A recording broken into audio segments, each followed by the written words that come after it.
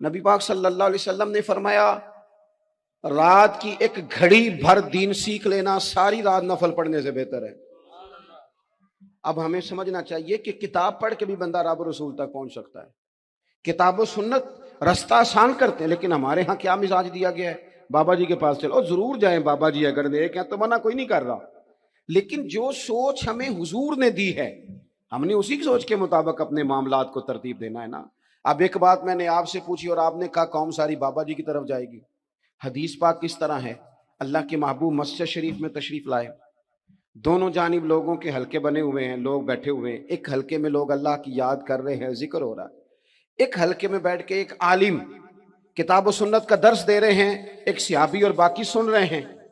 خاص توجہ کریں نوجوان میری بات پر، رسول کریم صلی اللہ علیہ وسلم دونوں کے بیچ کھڑے ہو گئے اور کریم نے فرمایا دونوں محفلیں خیر کی ہیں، دونوں ہی حلقے خیر کے ہیں۔ اور پھر حضور فرمانے لگے مجھے چونکہ رب نے استاد بنا کے بھیجا ہے، میں چونکہ معلم بن کے آیا ہوں، یتلو علیکم آیاتنا ویزکیکم، میں چونکہ کتاب و سنت کی تعلیم کے لیے آیا ہوں۔ یہ لفظ کہتے کہتے حضور اس جماعت میں بیٹھ گئے جو دین پڑھ اور پڑھا رہی تھی۔ حضور وہاں بیٹھے جہاں بات دین کی ہو رہی، جہاں لوگوں کو اللہ رسول کی بات بتائی جا رہی۔ تو جمعے میں وقت پہ آئیں، اپنی دینی معلومات مضبوط کریں اور اپنے لیے مضبوط کریں۔ میں آپ کو بڑے درد سے یہ بات عرض کرتا ہوں،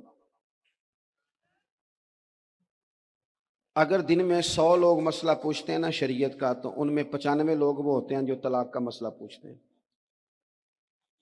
والد صاحب نے، بیٹی کے والد صاحب نے 2 مہینے پہلے آرڈر دیا ہوتا ہے فرنیچر کا، بیٹے کی شادی ہو تو مہینہ پہلے شیروانی والے کو بھی کہنا پڑتا ہے، گاڑیاں بک کرانی پڑتی ہیں، میرج ہال بک، یہ سارے لوازمات ہم کرتے ہیں، سارا کچھ کیا۔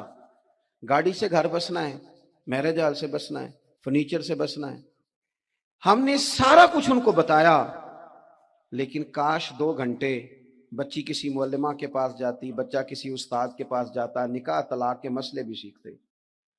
میں دعوے سے کہتا ہوں اگر ہمیں پتہ چل جائے کہ 3 طلاقیں اکٹھی نہیں دینی چاہیے، کیونکہ دے دیں تو ہو جاتی ہیں، اگر ہمیں سمجھ آ جائے کہ نہیں دینی چاہیے، یہ مسئلہ بیان ہو، اور یہ والے مسئلے ہم محفلوں میں بھی نہیں بیان کر سکتے، اس لیے کہ لوگ کہیں گے مسئلہ تو وہ بیان کریں جس پہ نعرے لگیں گے، آپ قوم کو یہ کیا بتا رہے ہیں، یہ تو چھوٹا عالم بتاتا ہے معاذ اللہ اس طرح کی باتیں، تو بڑی بڑی کوئی نقطے کی بات بتائیں۔ وہ اس طرح ہمارے ہاں وہ 1 گھنٹہ پہلے نہیں کہتے تگڑے ہو جو میں جملہ دینے لگا، وہ پتہ نہیں جملہ آ رہا ہے کہ ایٹم بم آ رہا ہے، تیار ہو جاؤ، جو میرا جملہ ضائع نہ کرنا، ادھر بھاگ کے چلا گیا ادھر بھاگ کے آ جاؤ، اللہ جانے وہ جس طرح کبھی لگتا ہے نا پٹاری سے، اللہ جانے کیا نکلے گا، میں جملہ دینے لگا ہوں۔ تو میں کہتا ہوں تو آرام سے بیٹھ کے بھی جملہ دے دے، تیرے جملے سے کیا نکلے گا، اور تو جملہ نہ دے ہمیں کوئی آیت دے، تو جملہ چھوڑ ہمیں کوئی حدیث پاک سنا۔ یعنی ہر نقیب، ہر خطیب، ہر نعت خواں اٹھ کے کہتا ہے سارا قرآن ہی حضور کی تعریف ہے۔ اور بھئی اگر سارا قرآن حضور کی تعریف ہے تو چند آیتیں پڑھ دے، پھر تو نے پڑھی تو ایک بھی نہیں اور تو کہتا جا رہا ہے سارا قرآن ہی حضور کی تعریف ہے۔ یہ والی تعریف بھی تو سنانا قوم کو، جو یہ بچے ان کے استاد انہیں سکھا رہے ہیں اور یہ سیکھ رہے ہیں، اس طرف بھی تو سفر کریں۔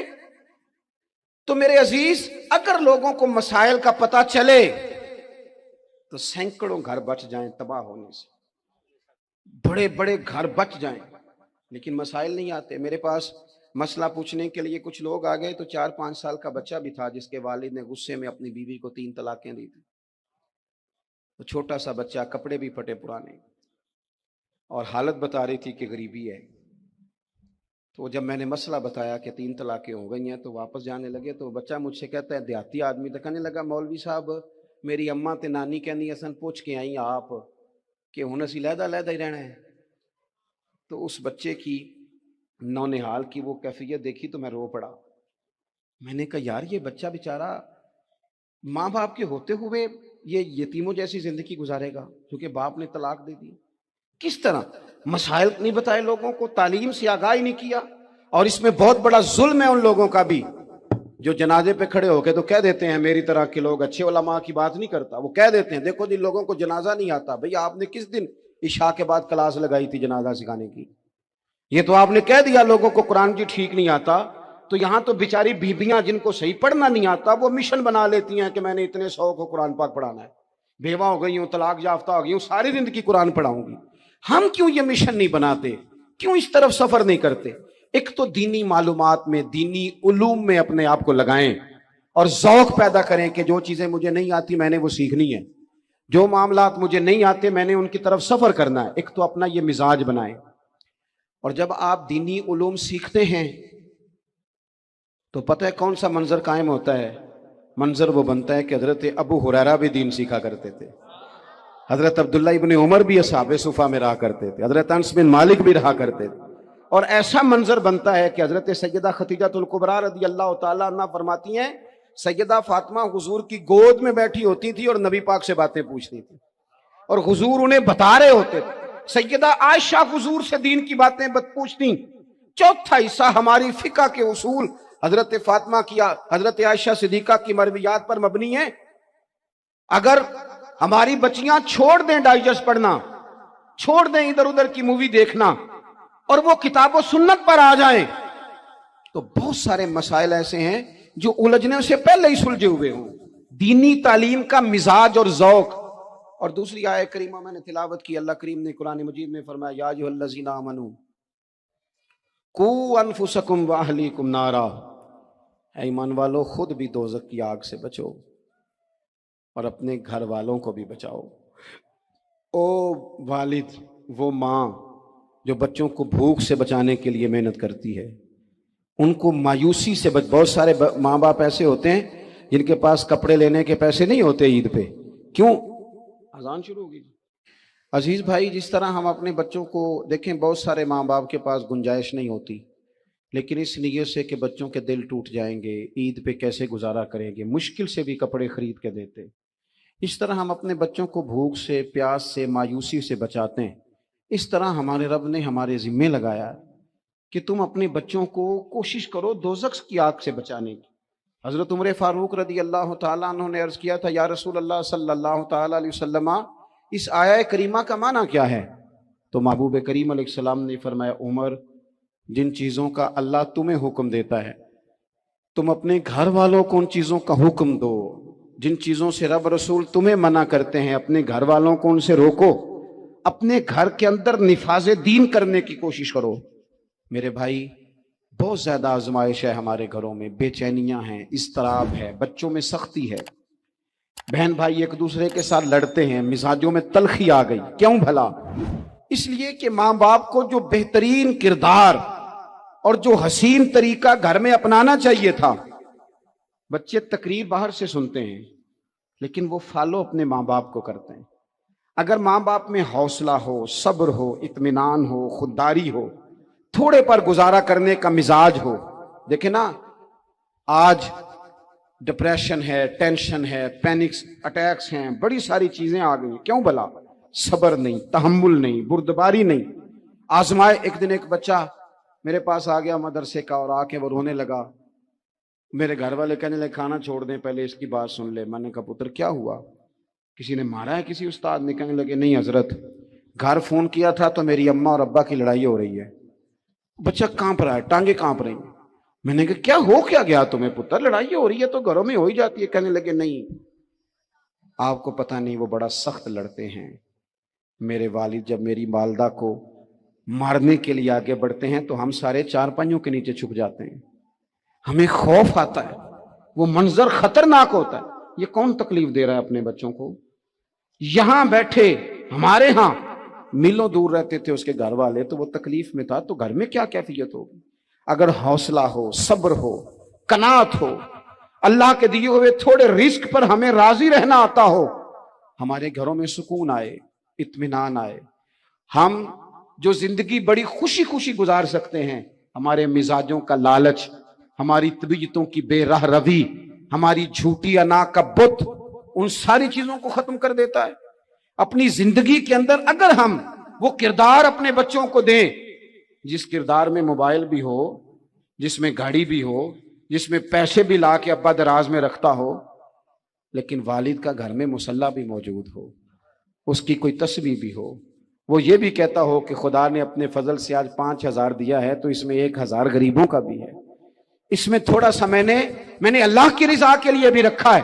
اگر کوئی مشکل آ جائے تو وہ باپ اور ماں کو صبر کرتا ہوا دیکھتے ہو. اگر ایک باپ کر بات کرے تو دوسرا برداشت کرتا ہو. خدا را اپنی اولادوں کو اس اذیت کا شکار نہ کرو. اپنے گھروں کے اندر وہ خودداری، وہ پیار، وہ وقار، وہ محبت، وہ انداز. آپ تھکے ہوئے ہیں، کوئی شک نہیں.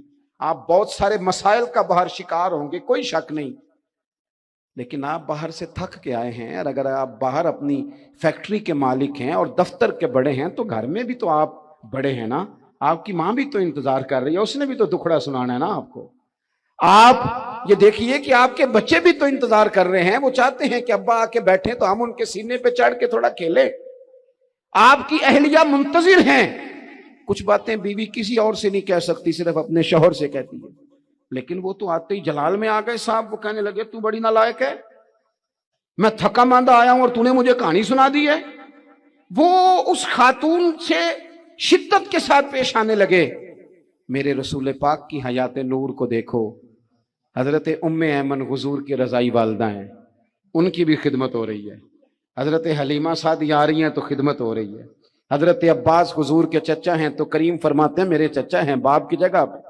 حضور دوست احباب صحابہ غلاموں سب کے ساتھ پیار کر رہے ہیں. 9 ازواج مطہرات ہیں گھر کے اندر. اور کیفیت یہ ہے کہ حضور صرف ان کی ضرورتوں کا ہی خیال نہیں کرتے، خواہشات کا ہی خیال نہیں کرتے، بلکہ میرے کریم کا طریقہ یہ ہے کہ کوئی بندہ آج بول کیا رہا ہے، وہ کہاں کھڑا ہے آج، اس کے جملے کس طرح کے ہیں، اس کا لہجہ کس طرح کا ہو گیا ہے اور اسے ٹھیک کیسے کرنا ہے. محبوب اس کا خیال فرماتے، توجہ کرتے. میں کہتا ہوں کہ ہم سب کو شوق آیا ہے آرام کرنے کا. میں صبح 11 بجے سے پہلے اپنے گھر سے نکل آیا تھا اور یہ وقت آ گیا ہے اور رات کو خدا جانے کس وقت گھر پہنچنا ہے. کئی دفعہ کیفیت یہ ہوتی ہے کہ گاڑی سے اترتے ہیں تو پھر دل کرتا ہے کہ کوئی اٹھا کے چلائے نہ کبھی. اس کے باوجود بہت سارے لوگ ناراض رہتے ہیں کہ ہم سے مل کے نہیں گئے، فوٹو نہیں کھنچوا کے گئے، فلانی جگہ چائے نہیں پی کے گئے. یہ تسلسل ہے. لیکن میں جتنا مرضی تھکا ماندہ گھر جاؤں گا نا، کبھی ایسا نہیں ہوا کہ میں گھر جاؤں تو بڑی ٹینشن میں جاؤں. میری گھر والی ایک دن مجھ سے کہنے لگی آپ نے کبھی نہیں کہا کہ میں تھکا ہوا آیا. بندہ تھک بھی تو جاتا ہی ہے نا، کبھی کہاں کرے نا. میں نے اسے کہا پتہ کیوں نہیں کہتا؟ اس لیے نہیں کہتا کہ میں نہیں چاہتا کہ میرے بچے یہ کہیں کہ ہم نے دین نہیں پڑھنا، ہمارا باپ تو بڑی مشکل میں ہے. ہم اپنے کام کے بارے میں اپنے گھر میں شکوے کرتے ہیں. آپ کسی بچے سے پوچھ لیں کون سا کام کرنا ہے، کہ جڑا ابا جی کر دے رہے وہ نہیں کرنا. کیوں؟ کہ ابا جی ہر روز تو کہتے ہیں میں بڑا الجھ گیا ہوں، یہ کام بڑا مشکل ہے. میں چاہتا ہوں کہ میں اپنے بچوں کو یہ بتاؤں کہ پتر میں تو جدھر جاتا ہوں پھول ہی پھول ہیں، میں تو جدھر سے گزرتا ہوں محبت ہی محبت ہے، میں تو جدھر سے دیکھتا ہوں دعائیں ہی ملتی ہیں، تاکہ ان کا شوق پیدا ہو. میرے عزیز آپ تھوڑا سا دل بڑا کریں. اگر آپ ایک کی وجہ سے پورا گھر سکون میں آ جاتا ہے تو آپ دل بڑا کیوں نہیں کرتے؟ جگہ ڈھونڈتے ہیں بس مجھے کوئی تنگ نہ کرے، کوئی میری باپ ماں بدولت کو کوئی پریشان نہ کرے. بخاری شریف سنیے، حضرت عائشہ صدیقہ رضی اللہ تعالیٰ عنہ بیٹھی ہیں. حضور فرمانے لگے عائشہ آج ایک بات نہ بتاؤں تمہیں؟ یا رسول اللہ بتائیے. حضور فرمانے لگے جب تم مجھ سے ناراض ہوتی ہو تب بھی مجھے پتہ چل جاتا ہے، اور جب راضی ہوتی ہو پھر بھی پتہ چل جاتا ہے. تو حضرت سید عائشہ صدیقہ بات سن کے بڑی خوش ہوئی. یا رسول اللہ وہ کیسے؟ حضور فرمانے لگے کبھی کبھی تم قسم اٹھاتی ہو. یا رسول اللہ ہاں. فرمایا جب ہوتی ہو نا راضی، خوش، تو پھر کہتی ہو مجھے رب محمد کی قسم صلی اللہ علیہ وسلم، پھر تم میرے نام کے ساتھ رب کریم کا نام ملا کے قسم اٹھاتی ہو رب محمد کی قسم. یا رسول اللہ بالکل ایسے ہی ہے. اور فرمایا جب تمہارے دل میں کوئی بات ہوتی ہے نا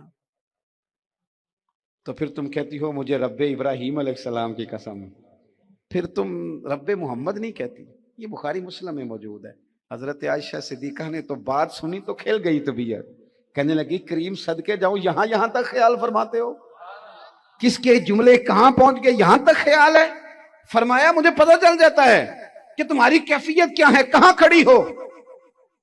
او بھئی ہم تو اپنی ماں کا بھی خیال نہیں رکھتے.